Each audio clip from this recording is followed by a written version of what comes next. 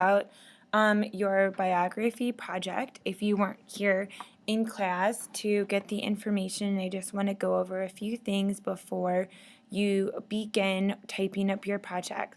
The first thing is that on Google Class, wrong subject. Okay, so if you go up to the top, you'll see, let me refresh.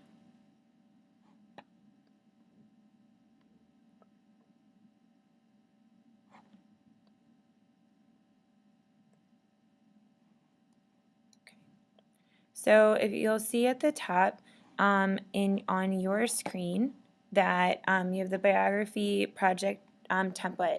So you're going to open that up and it will show you, it'll make your own copy.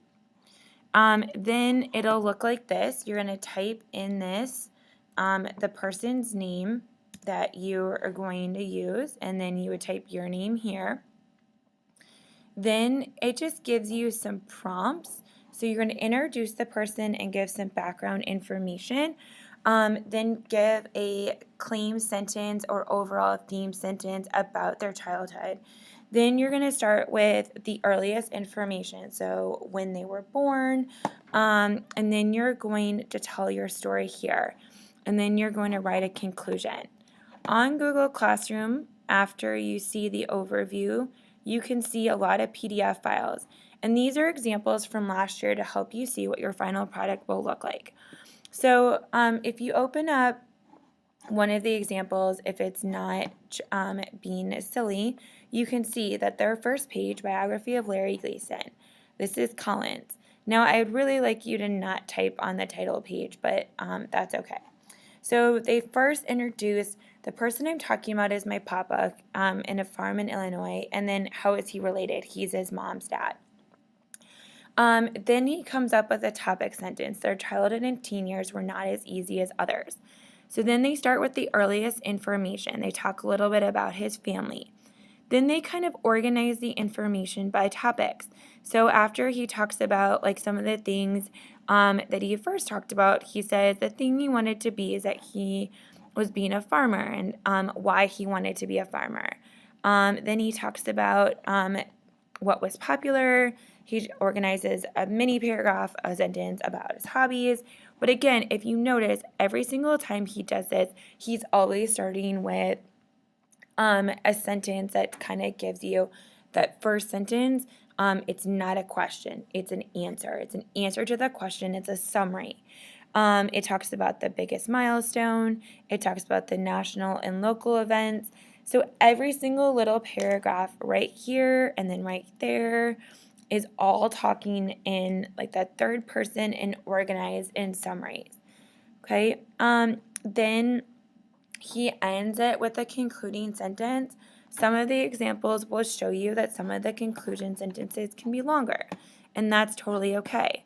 If you look at another one, you can see that, this is another great example of a concluding sentence. I learned that my grandma had a pretty good childhood, except for her mom dying when she was a very loving grandma, right? So this is, again, how it would look like and other examples. And all these examples are on Google Classroom right here under Biography Project Examples.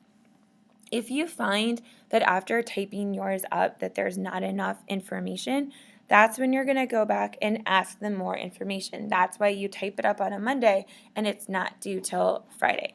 You also notice for any of these examples that you are able to see that there's all spelling is corrected and everything like that. At the end of your document, so you would type right here in this blank space. Again, you can use this or you don't. You can delete all of this information right here if you want. What you're not going to delete is the rubric. Here's the rubric right here. Okay, and this talks about what is exemplary. It introduces the person. There's plenty of relevant facts from the interviews to add to the meaning. There's specific quotes or specific stories at some point, and it tells a lot. Okay, in terms of organization, it's going to make sense chronologically. It gives us background information to understand the story. It uses words and transitions to signal shifts. So later on in his childhood, he did this, or some sentence like that. It provides a creative conclusion that follows the narrated experience and really, again, goes into like giving that theme, giving that broader learning that happened. A consistent verb tense. This one's really hard for a lot of students. Past tense is usually the way that a lot of people use it.